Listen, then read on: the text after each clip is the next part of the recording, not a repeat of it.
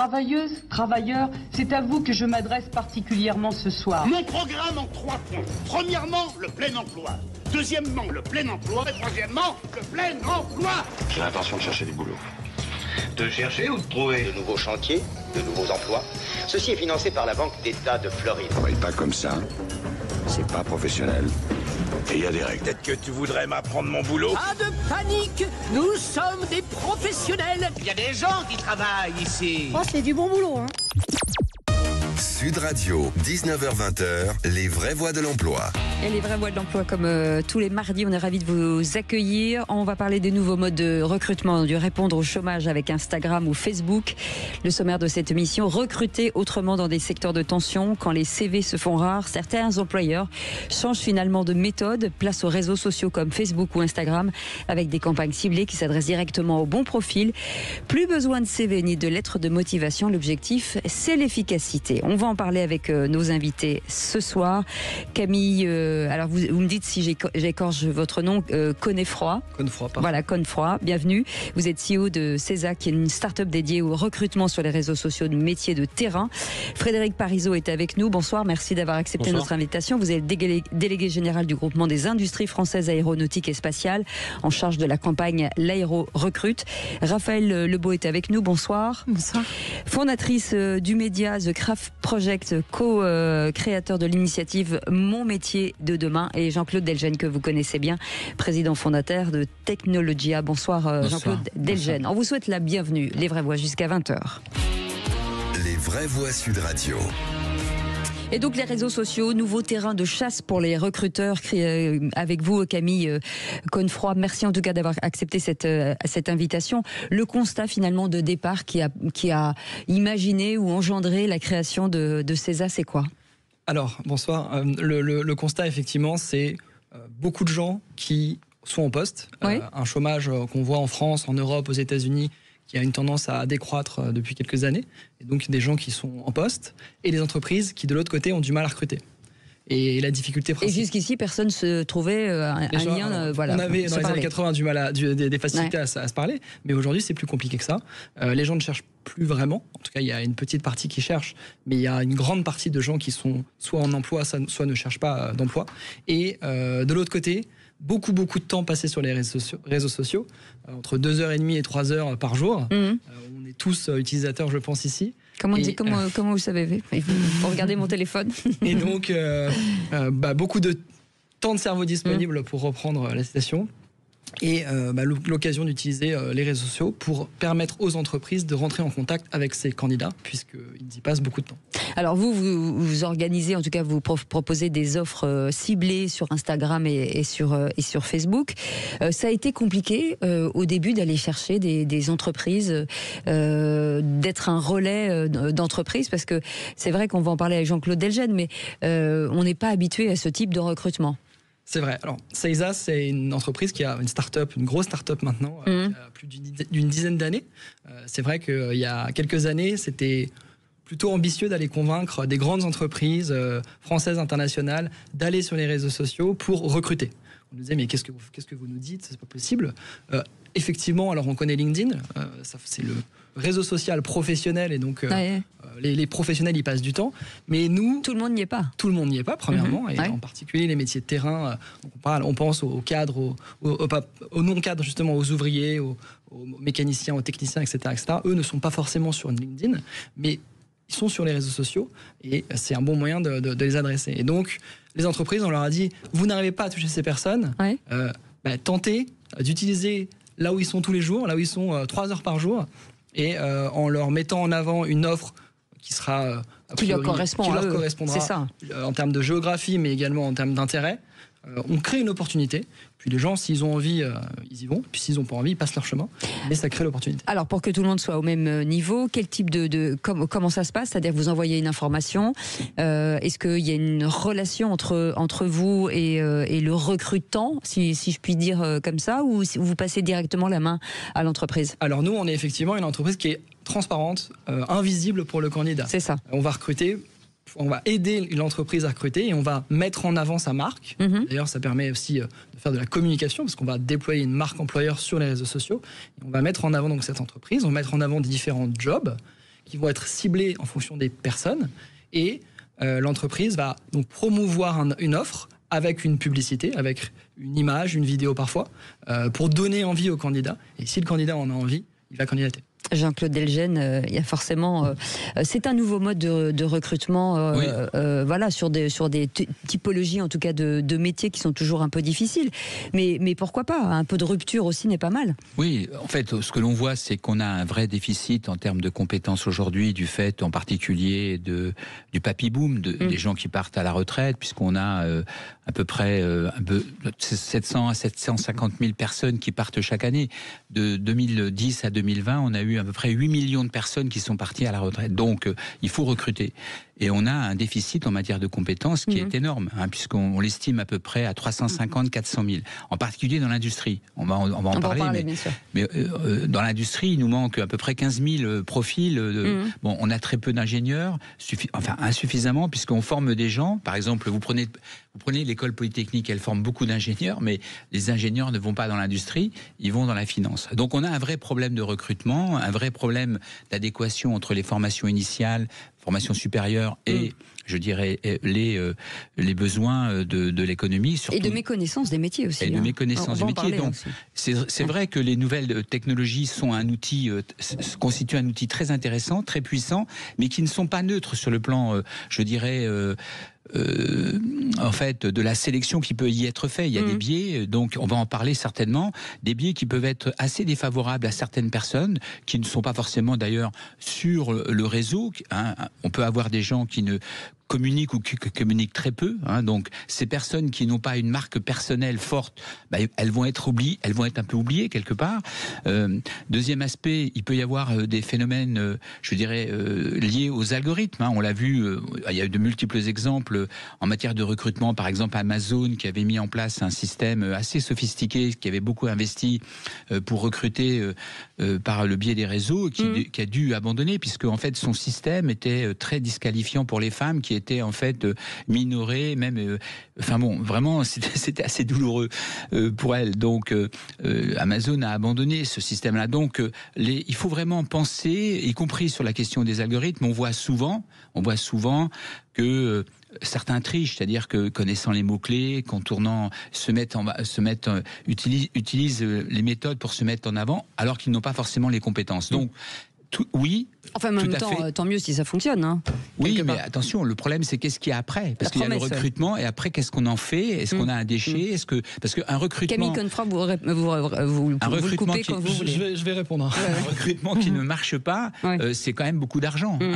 Parce qu'on a inséré la personne, elle a occupé du temps, elle a été formée, et puis si, effectivement, du fait d'un manque de contact au départ, de qualification humaine, on a un échec, ça peut être, en fait, douloureux en termes financiers, en termes y compris pour la personne concernée. Donc, je ne dis pas non, attention, je dis qu'il faut effectivement utiliser les outils, mais avec une certaine lucidité. Effectivement, j'entends votre point et je pense qu'il est tout à fait valable, notamment sur les métiers cadres. Cependant, il faut distinguer deux choses. Il y a le recrutement grâce aux réseaux sociaux, et le réseau social est le lieu finalement de rencontre entre l'employeur et le candidat. Et donc, utiliser les réseaux sociaux, c'est se permettre d'accéder à plus de monde qu'on ne le pouvait jusqu'à présent, puisque aujourd'hui, il y a peut-être 20% des gens qui cherchent un emploi et 80% des gens qui sont en poste et qui ne cherchent pas. Donc c'est ouvrir finalement son audience. Après, j'entends votre point sur... alors, il y a un premier point qui est, est-ce qu'on va toucher et est-ce qu'on va pas discriminer? Et ça, en l'occurrence, on peut débattre des réseaux sociaux, mais aujourd'hui, j'écoutais l'interview du fondateur d'Instagram qui disait qu'il y avait une personne sur deux dans le monde qui avait un compte Instagram. Donc, en termes de discrimination, je veux bien l'entendre, mais il y a quand même beaucoup de monde qui est connecté sur Instagram. Oui, mais sans vouloir vous couper, vous pouvez être sur Instagram et être discriminé. Si vous êtes, par exemple, si vous avez un prénom un peu à connotation arabe, ou si vous avez ou tunisien, par exemple, vous voyez ce que je veux dire? Si vous avez un faciès qui ne répond pas forcément, enfin, il y a quand même, on le sait, il y a des problématiques de biais ethniques sur les réseaux. Ça a été prouvé, il y a eu de différentes études qui l'ont démontré. Alors, peut-être que votre méthode permet d'éviter ça, mais Voilà, tout c'est à une fait. question. Alors la méthode permet d'éviter ça dans la mesure où, premièrement, quand on va faire un ciblage, ça va pas du tout être à propos d'un nom, d'une photo, quoi que ce soit. Ça va être soit à propos d'intérêt, généralement croisé à une zone géographique, parce qu'effectivement, quand on recrute en Bretagne, on veut plutôt des gens qui sont en Bretagne, donc on va croiser avec de la donnée géographique, on va croiser avec de la donnée d'intérêt également, parce que quand on recrutait un mécanicien, idéalement, on veut avoir quelqu'un qui a travaillé dans le secteur de la mécanique, mais on va en reparler. Ça permet aussi d'ouvrir les chakras et d'aller chercher d'autres types de personnes, et ça, c'est quelque chose qui est formidable. Mais cependant, l'approche des réseaux sociaux, elle est globale. On va cibler tout le monde. Il n'y aura pas de discrimination. Ça sera uniquement, comme je l'ai dit, sur des centres d'intérêt, des zones géographiques, etc.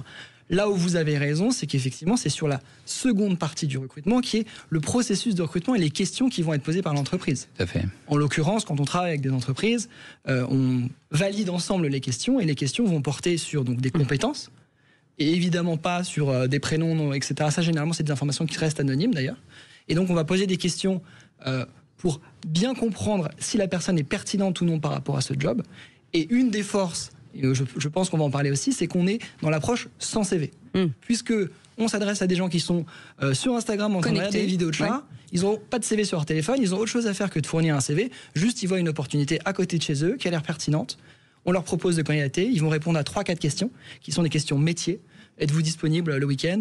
Êtes-vous OK pour travailler dans le froid, etc., etc. Des questions vraiment métiers qui vont permettre ensuite aux recruteurs de filtrer les candidats. C'est ça. Mais donc on ne va pas du tout rentrer dans les problématiques de nom, photo, CV ou quoi que ce soit. Et d'ailleurs, c'est le CV, c'est un vrai problème à ça, parce qu'on sait qu'il y a des photos, des noms, même le lieu de où j'ai fait mes études, ça peut être un critère de discrimination. En revanche, là sur les réseaux sociaux, l'approche qu'on va avoir, c'est uniquement des questions de compétences. Donc, effectivement, c'est pas le réseau social qui discrimine, c'est si le recruteur est mal intentionné et va poser des questions qui permettent la discrimination. Dans ce cas-là, oui. Mais en l'occurrence, on va vérifier à chaque fois les questions et on valide ou non les compétences. Non, je partage. Est-ce que je peux rajouter une chose ? Non, on est très en retard. Déjà, on a 2 minutes de retard, Jean-Claude. Mais on peut en reparler après. Allez, on fait une petite pause, on revient dans un instant. À tout de suite. Sud Radio. Sud Radio. Parlons vrai. Parlons vrai. Sud Radio. Parlons vrai. Sud Radio, 19h-20h, les vraies voix de l'emploi. Les vraies voix de l'emploi ce soir, et on parle d'un type de recrutement plutôt assez intéressant, puisque pour répondre au chômage avec Instagram et Facebook, une entreprise, en tout cas une start-up qui s'appelle Seiza, avec à sa tête Camille Confroy qui est avec nous, CEO, qui nous raconte effectivement ces nouveaux modes. Alors ça existe depuis quelques années, mais en tout cas aujourd'hui ça se revendique largement, avec Frédéric Parisot qui est avec nous, délégué général du groupement des industries françaises aéronautiques et spatiales, Raphaël Lebeau qui est avec nous, fondatrice du média The Craft Project, co-créatif créateur de l'initiative Mon métier demain, et Jean-Claude Delgen que vous connaissez bien, président fondateur de Technologia. En tout cas, on est ravis de vous accueillir, et on va revenir sur cette marque employeur et ses engagements. Juste avant, vous avez mis en place Camille, je vais récupérer votre nom de famille, Confroy, pardon, parce que je n'ai pas beaucoup de mémoire. En fait, vous avez fait une grande étude qui explique en fait tous ces changements dans la société et ce que cherchent aujourd'hui ceux qui cherchent du travail ou pas, de la reconversion ou pas, et vous avez fait cet état de lieu que vous allez nous raconter si possible. Alors elle est longue, donc je vais peut-être en prendre quelques parties, mais effectivement on a mené une étude auprès de candidats qui sont 5000 candidats, un peu plus de 5000 candidats. Il y a beaucoup de choses très intéressantes dans cette étude, et je trouve qu'elle est très positive, parce que on voit que, alors que ça soit les jeunes, mais de manière générale tout le monde, les gens sont prêts à changer de métier, les gens sont prêts à ce que ça aille vite, et ça donne un peu du baume au cœur de voir que les gens ont envie de travailler. Déjà, premier truc. Un point qui est intéressant, et on en parlait tout à l'heure, c'est que aujourd'hui, les gens sont prêts à se former à d'autres métiers. L'étude, c'est 92% des individus interrogés sont prêts. Mais qui n'a rien à voir avec le leur. Exactement. Ils sont prêts à changer de métier, sont prêts à se former. Alors, cette étude, elle est menée auprès de métiers de terrain. C'est les candidats avec lesquels on travaille. Donc, c'est très souvent des gens qui ont pas forcément un métier de choix, un métier qui est souvent très pénible, très, très dur, et acceptent d'aller voir autre chose, de se former à autre chose. Et l'approche des réseaux sociaux, on parlait de discrimination juste avant, c'est un super moyen pour une entreprise d'aller s'adresser à des candidats soit qui ne connaissent pas l'entreprise, soit qui ne connaissent pas ce métier ou ce secteur, et qui peuvent avoir envie d'aller le découvrir et de changer de vie. Mais c'est quoi? C'est un stimulant finalement Instagram de dire cap ou pas cap en fait. Tout à fait. C'est-à-dire que vous êtes sur Instagram. Alors aujourd'hui vous travaillez dans les médias, mais vous êtes sur Instagram et vous voyez, je sais pas, une entreprise de transport qui vous proposerait de conduire des super camions et vous adorez conduire. Et il y a une vidéo hyper sympa qui vous montre ça et qui vous fait rêver. Elle était pilote avant elle. Voilà, en plus, pourquoi pas aller s'intéresser à ça et créer une nouvelle vocation. Absolument. Alors, autour de cette table passionnante avec Frédéric Parisot, délégué général du groupement des industries françaises aéronautiques et spatiales en charge d'une campagne l'Aéro Recrute. Alors, j'imagine que vous êtes comme beaucoup d'entreprises, en tout cas de l'industrie aujourd'hui, à avoir des problèmes de recrutement. Qu'est-ce qui ne plaît pas? Quel est le problème aujourd'hui? Comment vous arrivez à expliquer ce problème? Alors peut-être, bonsoir, merci pour l'invitation. Peut-être pour remettre un peu dans le cadre, le GIFAS rassemble 520 entreprises quasiment, allant des grands groupes, Airbus, Dassault, Thales, Safran, à des PME avec quelques personnes, et également des startups. Donc on a des besoins très larges en quantité et en qualité. Combien de postes ouverts aujourd'hui à peu près? Alors l'année dernière, on a recruté 29 000 personnes sur un effectif global de près de 222 000 emplois directs aujourd'hui en France, pas à l'étranger. Et pour 2025, on envisage jusqu'à 25 000 recrutements. Donc c'est très très large, ça va du CAP au Bac+8. Mais en ce moment, beaucoup plutôt ce qu'on appelle des cols bleus, avec un certain nombre de métiers qui sont en manque parce que... méconnus.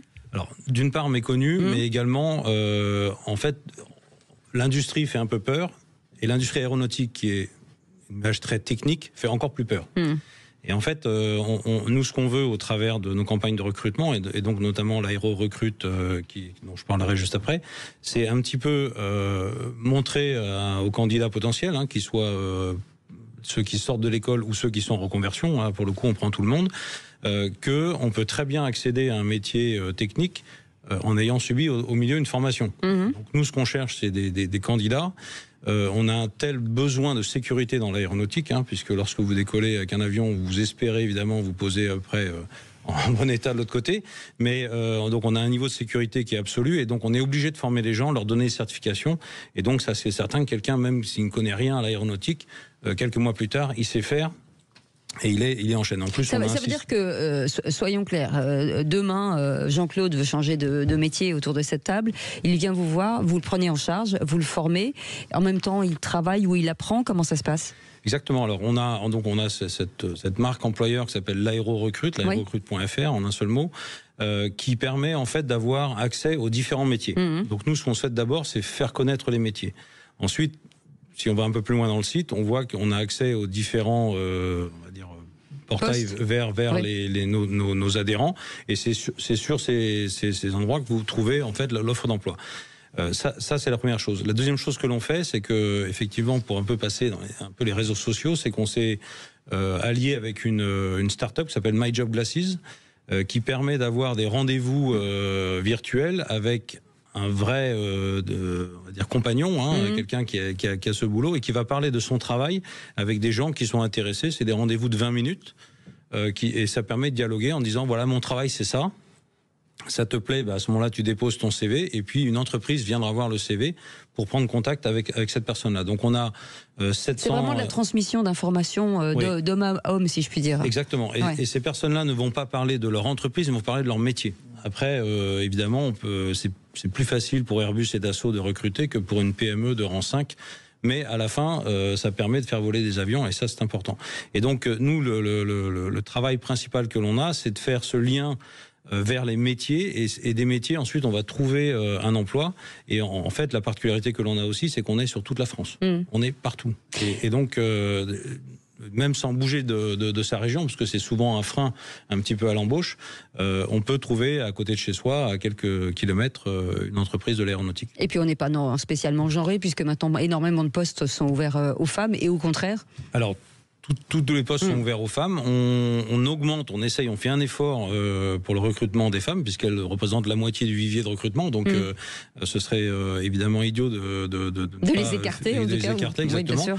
Et c'est vrai qu'on s'imagine peut-être dans l'industrie, lorsqu'on monte un moteur sur un A320 qu'il y a des moments de force. En fait, pas du tout.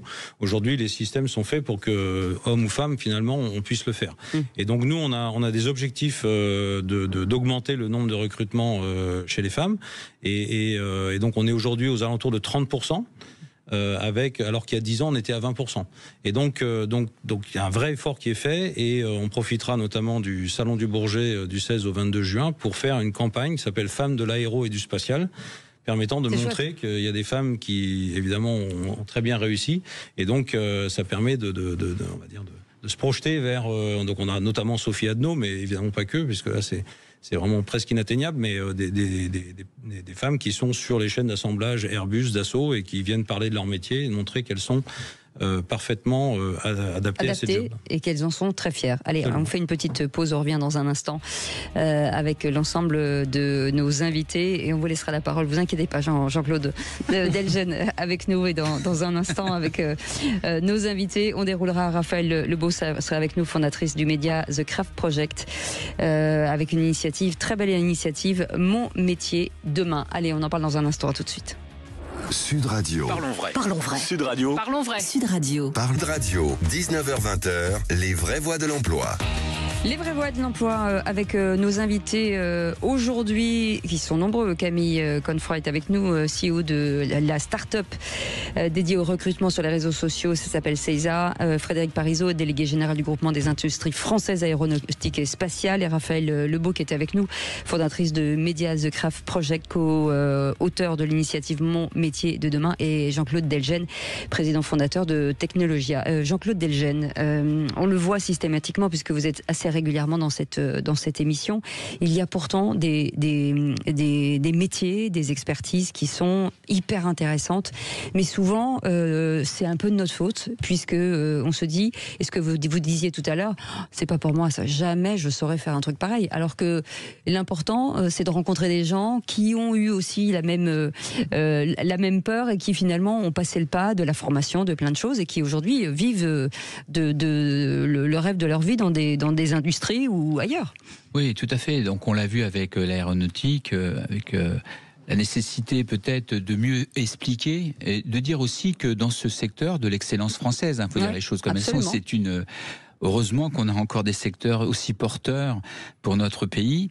Il faut dire aussi que les conditions de travail, ils sont certainement meilleures que dans d'autres endroits, dans l'industrie ou dans d'autres secteurs, par exemple le secteur hospitalier, etc. Donc, valoriser les conditions de travail en matière de conditions de travail. Un traitement de salaire bien au-dessus de la moyenne. Et le salaire est plus élevé, par ailleurs, en moyenne. Donc, valoriser les conditions de travail, c'est important.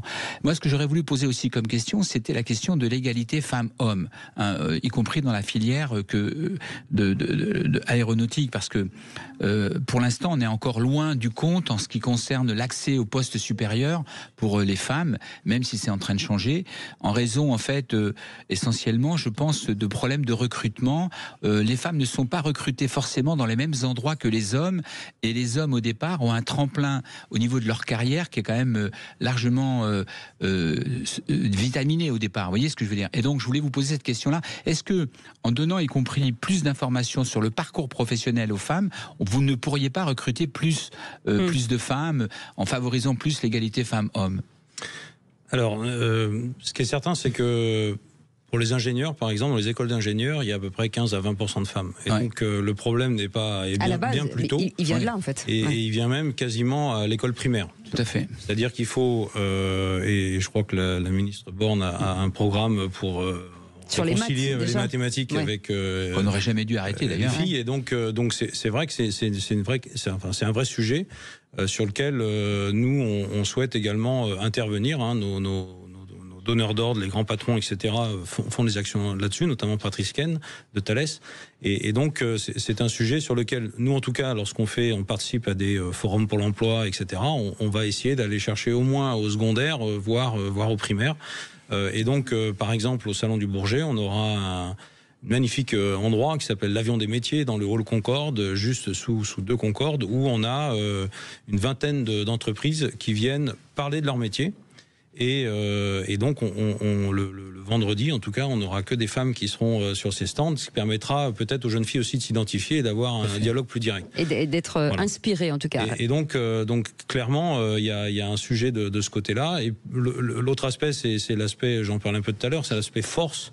Aujourd'hui, si vous allez dans une chaîne d'assemblage à 350 d'Airbus, il y a des outils, un peu des exosquelettes en quelque sorte, qui permettent aux femmes de soulever des dizaines de kilos comme un homme. C'est ça. Donc de ce côté-là, il y a des efforts qui sont faits par l'industrie également. Attention, moi je vais postuler si vous continuez. Raphaël Lebeau est avec nous, fondatrice du média The Craft Project, et co-créé cette initiative Mon métier de demain. Avec vous, on parle artisanat parce que ce sont aussi des métiers, j'ai envie de dire, très taiseux, l'artisanat, alors que heureusement, par exemple, sur des événements comme Notre-Dame de Paris, en tout cas, on a vu ces charpentiers, on a vu tous ces gens venir à la rescousse et ça a créé quand même peut-être une petite étincelle chez certaines personnes. Oui, absolument. Et les compagnons du devoir ont été assaillis de demandes après la restauration de Notre-Dame de Paris, ce qui est une très bonne nouvelle. Mais c'est vrai que là, je rentre directement dans le vif du sujet. Les compagnons du devoir ont été assaillis de demandes, mais des formations publiques sur les territoires, par exemple à la Taille de Pierre, ont la place pour recruter le double des élèves qui forment aujourd'hui. Donc on a une problématique de notoriété des formations qui existent et qui sont merveilleuses parce que la France est précurseur et vraiment exemplaire sur la façon dont elle a soutenu la filière et les formations au métier d'art depuis Colbert en réalité. Et donc ces formations sont merveilleuses, les professeurs sont extraordinaires et cette campagne Mon métier demain, donc pour lui donner un contexte, on l'a imaginée avec Sylvie Adigard qui est journaliste à Télématin et qui est grande passionnée et experte des métiers d'art et qui est notre ambassadrice. Donc avec Sylvie Adigard, avec la Fondation Bettencourt, qui est le mécène des métiers d'art depuis 20 ans. Et on a réfléchi ensemble et mon média, The Craft Project, qui est un média associatif que j'ai créé il y a 7 ans pour faire grandir l'appétit pour les métiers d'art. Et notamment auprès des collégiens, puisque c'est la cible qui nous intéresse. Nous, les formations métiers d'art, qui sont des métiers hautement qualifiés, commencent après le collège pour le CAP. Donc, il faut qu'on arrive à aller voir les collégiens, et c'est là où on se retrouve, Camille, sur les réseaux sociaux. C'est que donc tous les trois, on a réfléchi, on a voulu faire une campagne marque employeur, mais métier d'art. Donc, on estime que chaque métier d'art, c'est tellement poétique, différent. Il y a des histoires tellement riches à chaque fois que chaque métier d'art est ambassadeur de tous les autres. Donc, on a commencé en Ile-de-France, puis en région Grand Est. Et on est allé voir les élèves en leur demandant pendant 1 minute de nous raconter pourquoi ils sont là et qu'est-ce que ça leur fait. Et on a été déjà, nous, au moment des tournages, alors pourtant c'est notre métier, on est sur le terrain tous les jours, mais extrêmement émus par ces parcours très divers, très, très beaux. Inspirants. Très inspirants, par les parcours des élèves, par les parcours des profs, par leur abnégation. C'est des sacerdoces parce qu'ils sont, comme vous le dites, c'est mystérieux, c'est des métiers invisibles, très méconnus, qui étaient encore jusqu'à récemment peu valorisés socialement parce que ça reste dans la catégorie métier manuel. Et donc notre campagne Mon métier demain, elle est là pour montrer que c'est des destins qui sont épanouissants, qui permettent de trouver un sens à sa vie, un beau modèle économique et aussi à rejoindre une communauté très forte qu'est la communauté des métiers d'art. Et chose importante à dire aussi, c'est que ce sont des métiers pérennes, c'est-à-dire que il n'y a pas de chômage dans ces métiers-là parce qu'ils ont des carnets de balles, si je puis dire, qui sont remplis sur des lustres en fait. Exactement. Et depuis des lustres, en fait. En effet, là, il se trouve que le goût français est un style qui a le vent en poupe et qui même triomphe. Et le goût français repose sur les savoir-faire français. Donc, tous les savoir-faire du patrimoine bâti et de la décoration d'intérieur en particulier vivent extrêmement bien en ce moment. Et le rapport de force a un petit peu changé. C'est qu'ils ont plus de demandes que de capacité de production. Donc, nous, l'enjeu, il est vraiment sur le recrutement, la sensibilisation et faire adhérer des jeunes profils à ces métiers très méconnus et sur la préservation des profils au sein des entreprises. Voilà, donc c'est notre grand défi. Ce qui est important de dire, c'est que même si vous êtes artisan, vous n'êtes pas obligé de monter votre propre entreprise parce qu'on fait toujours le lien en disant oui mais moi je suis pas très... Voilà, il y a des grands groupes aujourd'hui de luxe qui utilisent des artisans d'art et qui travaillent dans des grands groupes en fait. Alors oui, il y a plusieurs catégories d'artisans d'art. C'est vrai que c'est un mot en fait qui recouvre beaucoup de réalités. C'est ça. Plus de la moitié des artisans d'art dans la catégorie artisans d'art sont des artisans qui sont des entrepreneurs et des créateurs. Mais on a aussi une autre catégorie qu'on peut appeler des ouvriers d'art qui vont réaliser des gestes experts et parfois virtuoses au sein des grandes maisons de luxe notamment maman, qui sont des gestes qui vont être répétitifs, tout aussi virtueux soient-ils, et ils vont pas avoir la notion de l'ensemble du projet. Donc ça va être la différence entre les deux profils. Sur les ouvriers d'art, il y a une énorme pénurie, comme dans l'aéronautique, et les marques de luxe recrutent énormément. Je sais qu'LVMH avait cité le chiffre de 25 000 emplois l'année dernière. C'est une petite partie de notre secteur, mais c'est vrai que c'est une grande famille avec beaucoup de visages. Comment on fait voilà, quelqu'un qui nous écoute, qui n'est pas du tout dans le domaine et qui se dit pourquoi pas, la céramique, pourquoi pas, je sais pas quoi. C'est quoi le trajet pour arriver vers vous en fait? Alors en général, le trajet, c'est d'avoir une maman passionnée, parce qu'il y a une étude qui vient de sortir en disant que c'était les mamans. Fondamental, les mères. Oui, c'est ça, qui allaient se renseigner pour aller dégoter les formations, qui a peut-être senti un peu l'appétence et l'appétit de son enfant pour la pratique manuelle.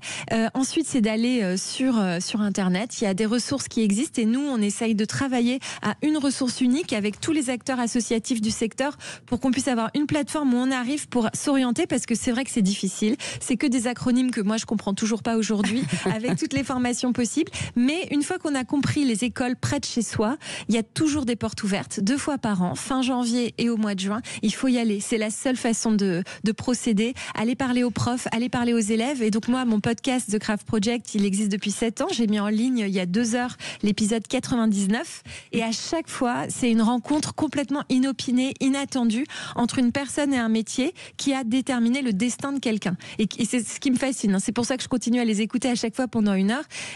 À partir à 15 ans, ils vont choisir une matière, un savoir-faire et y consacrer leur vie parce qu'ils sont passés devant un atelier avec leurs parents quand ils étaient petits, parce qu'ils ont rencontré un prof. Et voilà, et l'école Boulle, où moi je suis dont je suis très proche, fourmi de professeurs, d'étudiants, et les portes ouvertes sont extraordinaires. Alors d'habitude, ils ont entre 3 et 4 000 visiteurs. Cette année, ils en ont eu 11 000.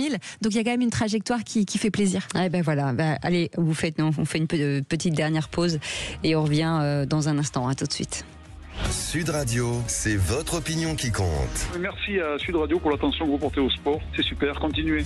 Sud Radio, parlons vrai. Sud Radio, 19h-20h, les vraies voix de l'emploi. Les vraies voix de l'emploi, passionnants. Elles sont passionnantes ce soir avec nos invités. Je rappelle autour de cette table Camille Confroy, qui est CEO de Seiza, qui est une start-up dédiée au recrutement sur les réseaux sociaux des métiers de terrain. Et ça, c'est hyper intéressant et c'est un peu disruptif et ça change un peu. Frédéric Parisot, délégué général du groupement des industries françaises aéronautiques et spatiales, en charge de cette belle campagne L'Aéro Recrute. Alors, madame, monsieur, je vous en supplie, allez voir en tout cas ces informations, parce qu'il y a forcément quelque chose chez vous. À un moment donné, on se dit, on est en été, ce métier nous fatigue. Tiens, si je me disais qu'en septembre, on envisageait un autre métier, c'est possible.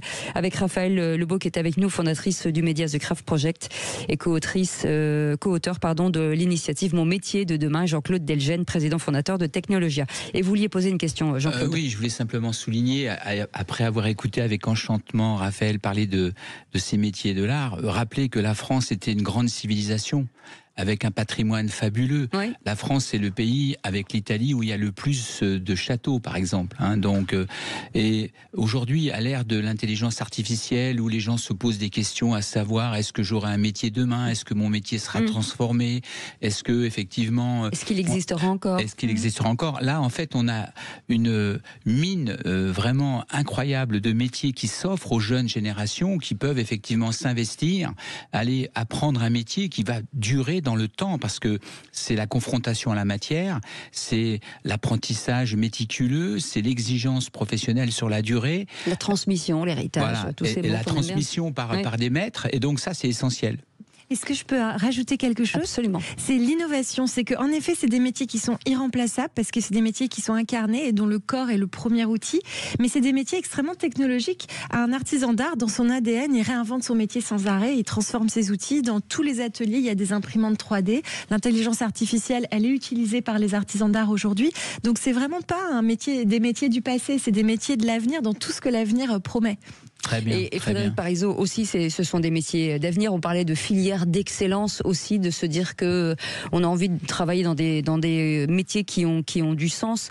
Donnez-nous des idées de métiers, par exemple, qui existent, où on peut peut-être s'imaginer et se projeter chez vous. Alors, je vais vous dire de quoi on a besoin aujourd'hui. Oui, allez-y. Ça permettra pour ceux qui veulent changer de boulot d'ici septembre de, vous appelez, je vais donner votre portable. Exactement, une première direction. Alors on a besoin d'ajusteurs, de peintres, de monteurs d'équipements, d'opérateurs sur commande numérique, de câbleurs, de chaudronniers, de soudeurs, de contrôleurs qualité. Donc tout un tas de métiers, encore une fois, qui vont s'apprendre dans l'entreprise. On a un peu le système de compagnonnage, parce qu'il y a quand même un savoir-faire historique. GIFAS a été créé en 1908, donc on n'est pas d'avant-hier. Et peut-être, je rebondis sur ce que vous avez dit, est-ce qu'on veut changer de métier d'ici l'été? Donc d'ici l'été, on a un magnifique événement qui s'appelle le Salon du Bourget. Sur lequel en fait donc du 16 au 22 juin, sur lequel en fait pour le vendredi, samedi, dimanche, on va changer un peu nos couleurs pour passer en l'aéro-recrute. Et donc on va avoir entre 150 et 200 DRH qui vont être sur les stands principalement des entreprises françaises, puisque c'est notre objectif, et qui vont recevoir des CV. Donc il faut savoir qu'en 2023, 6000 CV ont été déposés. Il y a même des gens qui sont sortis du Salon du Bourget avec un CDI.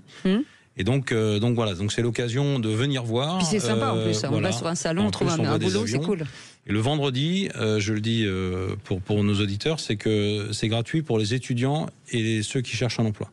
Donc venez, inscrivez-vous sur le site du salon, venez passer une journée au salon, vous rencontrerez ce qui se fait de mieux en termes d'industrie aéronautique, notamment française, et je suis certain que vous trouverez un boulot qui vous va. Et Camille Connefroy qui est avec nous, au CEO de CEISA, c'est important aussi pour vous, j'imagine, à un moment donné, d'aider, de stimuler ce métier enfin en tout cas ce secteur de l'emploi qui peine un peu à trouver des candidats, et de mettre en relation toutes ces personnes qui cherchent, et surtout l'appétence de ces entreprises, de les mettre en avant aussi. On voit des entreprises effectivement tous les jours qui sont en pénurie de main d'œuvre, que ce soit sur un métier, que ce soit sur une zone géographique. Aujourd'hui, les entreprises ont des difficultés à accéder aux candidats, et c'est effectivement notre métier à nous de les aider à trouver ces candidats qui ne sont pas toujours en train de chercher du boulot, mais qui sont en l'occurrence sur les réseaux sociaux. Et c'est quoi la tranche d'âge ? Alors, la tranche d'âge, elle est très large. Finalement, on peut s'adresser à des populations assez jeunes. Il faut aller beaucoup d'Instagram et de Facebook. Moi, je vais vous parler aussi de TikTok et de Snapchat, où là, on a vraiment les plus jeunes. Mais la population, elle est assez large. On va du 18 à 80 ans sur les réseaux sociaux, même plus que ça. Donc, on peut toucher tout le monde. Est-ce qu'il n'y aurait pas des campagnes à faire pour les plus jeunes, surtout? C'est-à-dire que commencer à, ce que vous disiez tout à l'heure, Monsieur Parisot, peut-être à l'école d'immersion des métiers, de se dire, tiens... Alors, je rebondis sur le point de tout à l'heure, puisque, en l'occurrence, quand on cible en fonction d'un âge, on tombe dans la discrimination. Et là, on ne peut pas le faire en l'occurrence, puisque, ah bon, bien sûr, la discrimination par l'âge, elle est problématique. Il y a tout le sujet des personnes seniors. Tu mets tous les 55 ans en dehors de ton spectre, ça veut dire que tu discrimines les seniors, quoi, tu vois. Non, on diffuse sur TikTok des images de métiers. Nature, effectivement, par nature, TikTok. Il y a plein de vieux, entre guillemets, maintenant sur TikTok. J'en connais. Dans ce cas-là, bien sûr, mais par nature, il y a une population un peu plus jeune sur TikTok que sur un Facebook, par exemple. En allant sur TikTok, on va probablement toucher plus de jeunes. Et puis... il faut surtout le bon média, la bonne vidéo, la bonne image pour donner envie. C'est toujours le bon combo, c'est sûr. Raphaël Lebeau, sur l'artisanat, à quel moment on a le déclic ? Alors justement, à propos de ça, d'intervenir et d'aller voir les jeunes, nous, notre sujet, les réseaux sociaux, officiellement, ils n'ont pas le droit d'y aller avant 13 ans.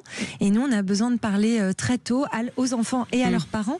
Il y a une association qui est géniale, qui s'appelle De l'or dans les mains. Et il y a aussi l'outil en main qui fait la même chose, qui va dans les collèges et dans les écoles primaires pour que des artisans racontent leur métier. Donc là, le déclic peut se faire comme ça. Le déclic, il peut aussi se faire en famille. Et le déclic, il peut aussi se faire parce que nous aussi, on a un événement, si vous hésitez entre l'industrie et les métiers d'art. Il y a le salon Révélation qui est la Biennale des métiers d'art qui commence demain à Paris au Grand Palais. Et le déclic peut se faire là. Il est ouvert au public, en tout cas le week-end, ça c'est certain.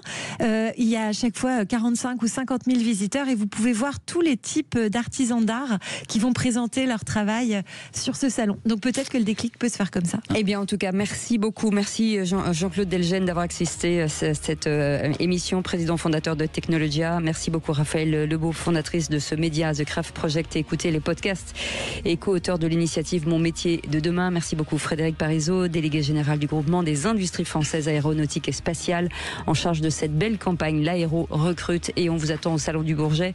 Et merci beaucoup Camille Connefroy d'avoir accepté notre invitation. Vous êtes CEO de cette start-up Seiza sur le recrutement des réseaux sociaux, des métiers de terrain entre autres, en tout cas largement diffusé depuis une bonne dizaine d'années. On était ravis de vous accueillir, et dans un instant on va parler football affilié avec Philippe David. Quel bonheur de vous retrouver, ça fait longtemps qu'on se dépose. Écoutez, ça fait 1 heure. Ça fait même pas. Au menu des vraies voix du foot ce soir, on va commencer par évidemment l'édito de Guy Carlier, le bilan de la journée de Ligue 1, la dernière journée qui a quand même été assez folle, on peut le dire, avec des moments exceptionnels. On pense à la Panenka qui sauve le Havre à la dernière minute. On va parler ensuite du bilan de la saison. Est-ce qu'il y a seulement le PSG, ou est-ce que le football français est à un bon niveau quand on voit les performances en Coupe d'Europe?